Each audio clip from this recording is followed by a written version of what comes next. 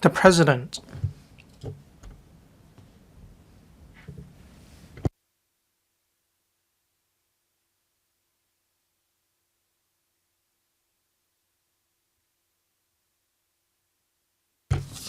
Good morning, members. Questions. Question 1. Professor Alex FAN.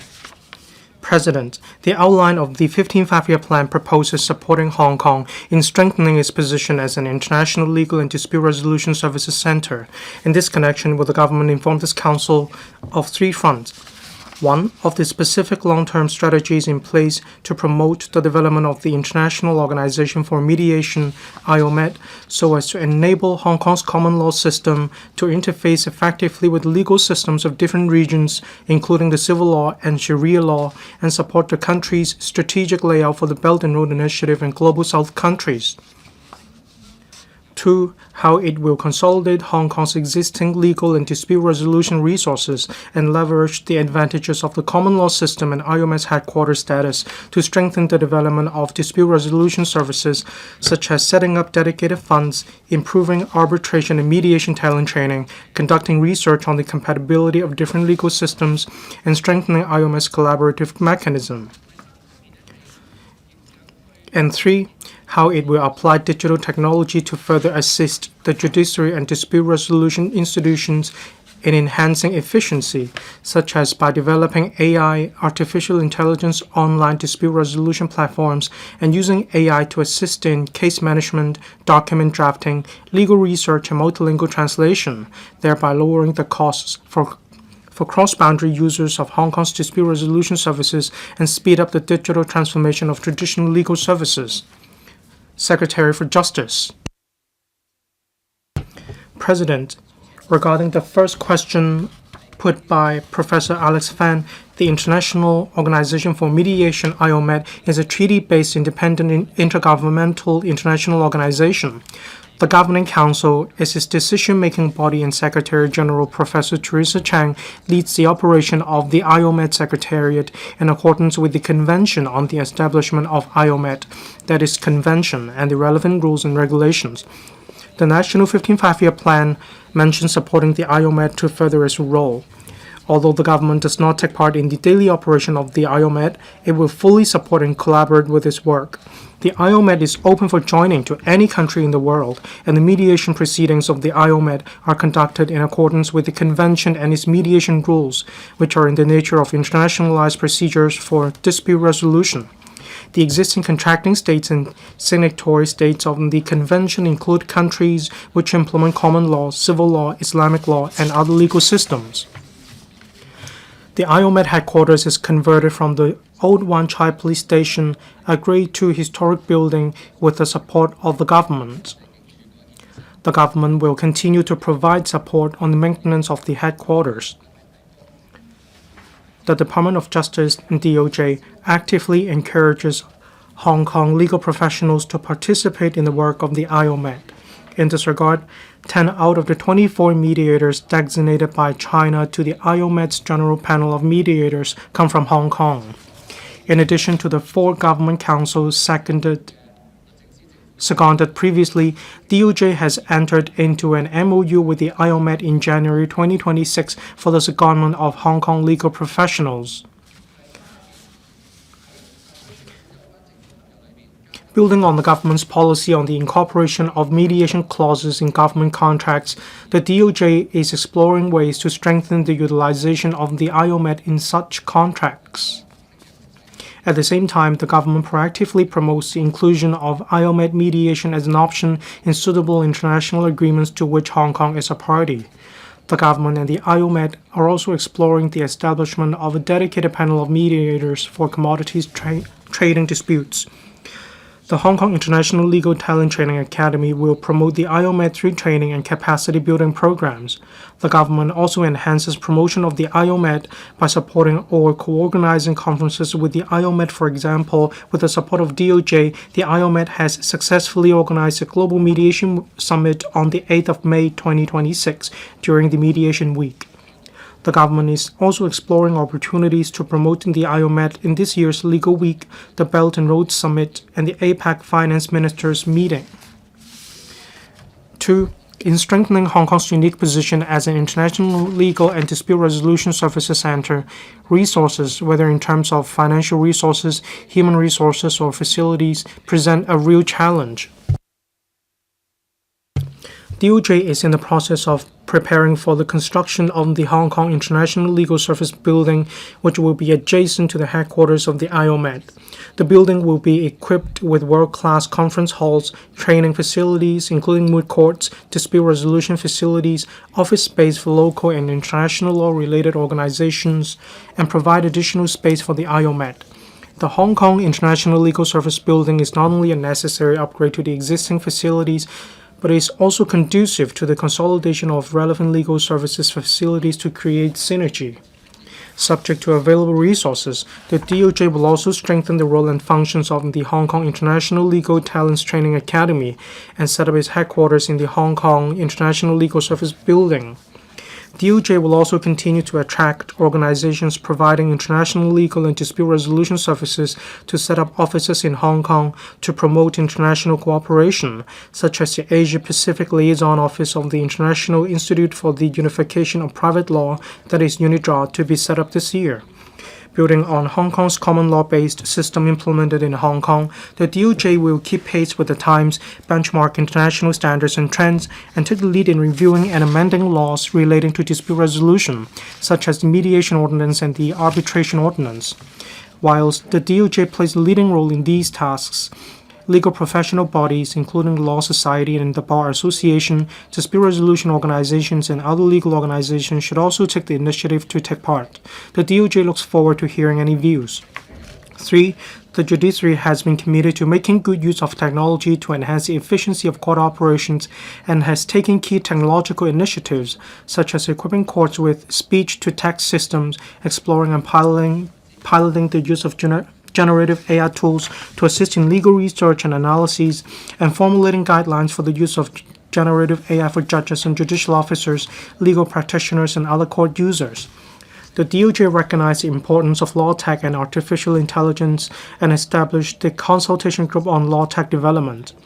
In 2025, with the assistance of the Consultation Group, the DOJ organized 4 rounds of LegCo Tech Roundtable, published the LegCo Tech Roundtables report, organized the inaugural Hong Kong Law Tech Fest, and launched the survey of law tech service providers in Hong Kong.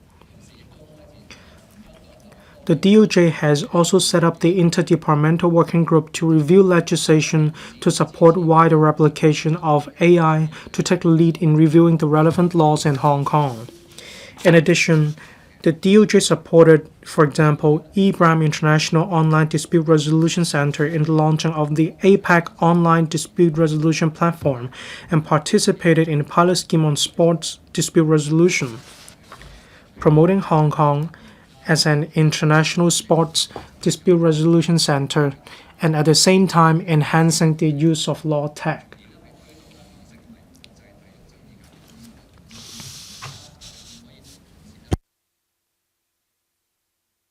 Thank you, President. Professor Alex FAN. Thank you, President. Just now, the Secretary of Justice mentioned talent training. That is a work undertaken by the Hong Kong International Legal Talent Training Academy. Since the setup of the Academy, we can see the contributions of the Academy. However, when it comes to my question, it focuses on countries along the Belt and Road Initiative as well as the countries practicing Islamic law. In June, the CE will visit 2 countries in Central Asia. Under the common law system, we can see fundamental differences in arbitration cultures as well as evidential rules. I'd like to ask the administration, targeting legal systems with which we are not familiar, will the government provide any support within the Academy when it comes to interfacing between these laws and the common law system? Or will general summits, seminars, and briefing sessions or activities be held by the Academy? Secretary, thank you. We understand the concern of Professor Fan. This is exactly one of the development directions of the training academy. Training, exchange, target different groups.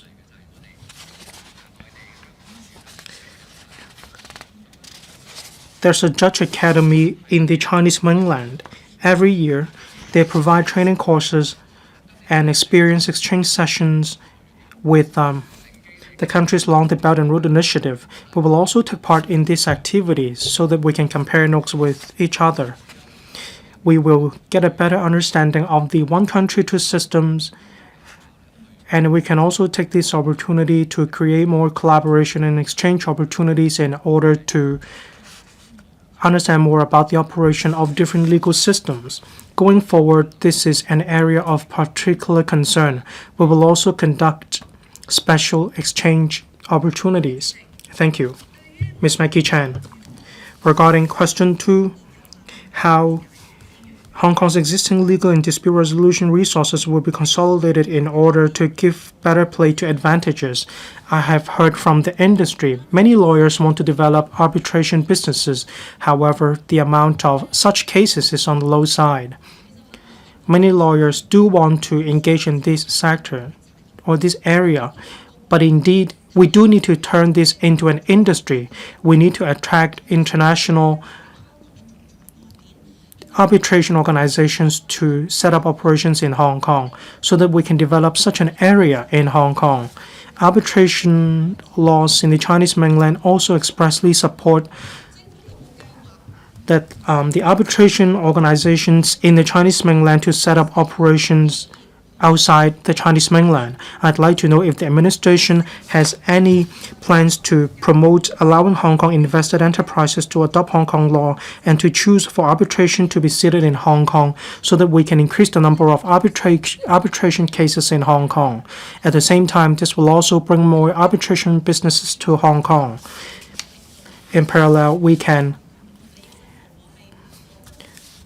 help mainland enterprises to go global, and I have to declare I am a committee member of the Guangzhou Arbitration Committee.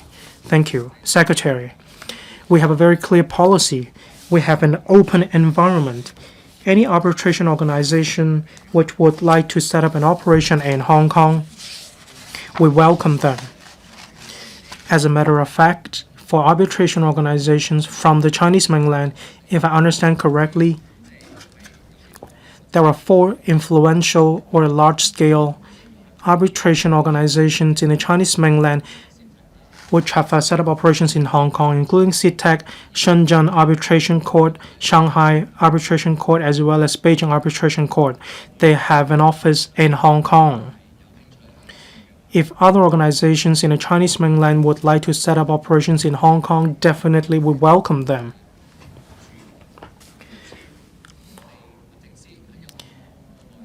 Every time when the DOJ visits the Chinese mainland or when the Chinese mainland delegations visit Hong Kong, we promote the environment of Hong Kong when it comes to arbitration. We welcome them to come to Hong Kong to set up operation. As Ms. Maggie Chan just now mentioned, can we promote more allowing Hong Kong invested enterprises to adopt Hong Kong law and to choose for arbitration to be seated in Hong Kong? We need to attract more global enterprises to come to Hong Kong to adopt our law and to choose for arbitration to be seated in Hong Kong. We have been conducting publicity efforts and we can see the results. We want to create more opportunities for the industry in Hong Kong, but at the same time, we encourage industries to be on the offensive. For instance, they can sign up for the register or the panel. They can have their name listed on the arbitrator or mediator panel so that they will gain more popularity in this regard. Otherwise, it is difficult for others to be aware of their names being on the panel. I believe there is complementarity in this regard. Thank you. Dr. Thomas So.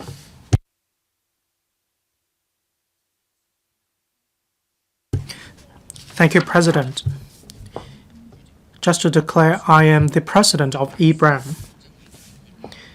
Digital and smart dispute resolution platforms play a key role in turning Hong Kong into an international legal and dispute resolution services center. We allow participants or different parties to submit documents electronically. Document delivery, judgment, all these can take place online. However, the ICMS of the judiciary in Hong Kong is only a system for the court. It focuses on document submission, electronic payment, as well as administrative affairs. It doesn't provide a well-rounded dispute resolution services. We have noted the reply from the judiciary. We understand that they are looking into how they can use AI to hear cases in the courts of law in Hong Kong. For instance, in Singapore, their judiciary has already developed a system for the community as well as tribunal. The system covers mediation services. As for the UK, they provide an ODR online platform, and in the US, at least 16 courts across 12 states have already implemented this system. So I'd like to know if the DOJ will work with the judiciary to promote online functions of this platform in order to cement Hong Kong's position as an international legal and dispute resolution services center. Secretary, thank you, Thomas, for his questions. Of course, I agree with going digital. This is an overarching principle. We do not take part in the work of the judiciary directly, but of course we do maintain a close dialogue. We understand the demands from the industry, such as the constraints of the ICMS. The judiciary has been working hard on this. A practice guideline has been issued to require law firms to use this system. I'll definitely continue to liaise with the judiciary in order to promote this system, in order to boost its uptake rate. Within the judiciary's purview, however, let's take arbitration as an example. We can use more electronic means when it comes to arbitration. We're conducting a review of the arbitration ordinance to make necessary amendments. I can disclose some of the work. We need to promote the use of digitalization so that people will be assured to use digitalization to take part in arbitration. That is why we definitely enhance our efforts in this regard. Judiciary will also work very closely with us. They will continue to liaise with the industry. Mr. Nick Chen. Thank you. I'm a registered arbitrator of the IOMET. As I understand, as the DOJ said, they are going to provide a mediator panel for commodities trading system. I'd like to know when the Academy will organize courses for training. How will they enhance the understanding of lawyers when it comes to the special features of commodities? Commodities come with their own special features. There's a time frame. Supply chain, procurement, energy, agriculture, RSA, phosphor, contract samples. There are all too many such professional terms. How will the Academy work on this front? Secretary, well, this is actually a very new development in the market. All the training courses are tailor-made. There is no fixed program. What is important is that we can meet the demands of the industry. Now that we have this new initiative, we'll definitely take this into account. And of course, I understand the special feature of commodities as mentioned by Mr. Nick Chen. They need to be well up in this area before they can become eligible to take part in this work. Of course, it has to do with resource allocation.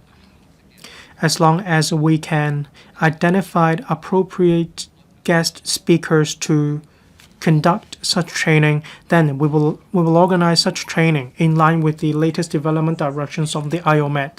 Professor Priscilla Leung. Thank you. I have to declare I have been appointed as a mediator of IOMED, and I'm also a member of the expert committee of the Hong Kong International Legal Training Academy. I'm glad to see that IOMED has recently handled a dispute between the Chinese mainland and Singapore. There are a total of 155 countries which have signed an agreement with China. However, only 41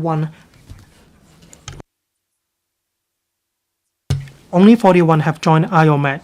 I have talked to a member state of the Belt and Road Initiative. They said there's nothing to lose. They can take part in international mediation in the Chinese mainland. Therefore, I'd like to ask the Secretary, will we first prioritize countries along the Belt and Road Initiative which have not signed the agreement? The consulate, the experts on international laws, how can we work with them so that we can make better use of IOMED? We need to let investors know how beneficial the IOMED is. Will we provide such training or organize such activities within the academy? Thank you. The IOMED has a secretariat following its launch, so such will be handled by the secretariat. But of course, we have our role to play. Even for countries which have not signed the convention, they can also use the services provided by the IOMED. This is a very important concept. If they haven't tried it, they can give it a try. If I remember correctly, there are a total of 42 countries which have joined IOMED. Within 1 year, 42 countries have signed the international convention, and I believe this is a stellar result, 13 of which have been verified.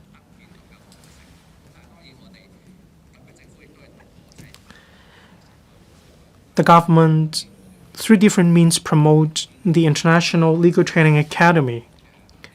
As for diplomatic affairs, when they come to Hong Kong for a visit, every time I promote IOMED.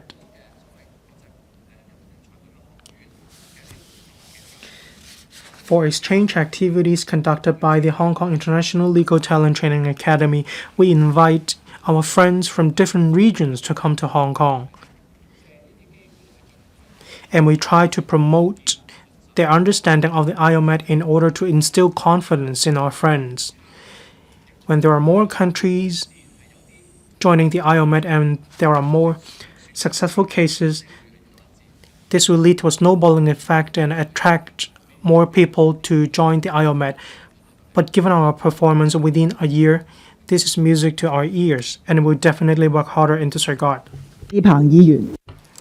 Question 2. Professor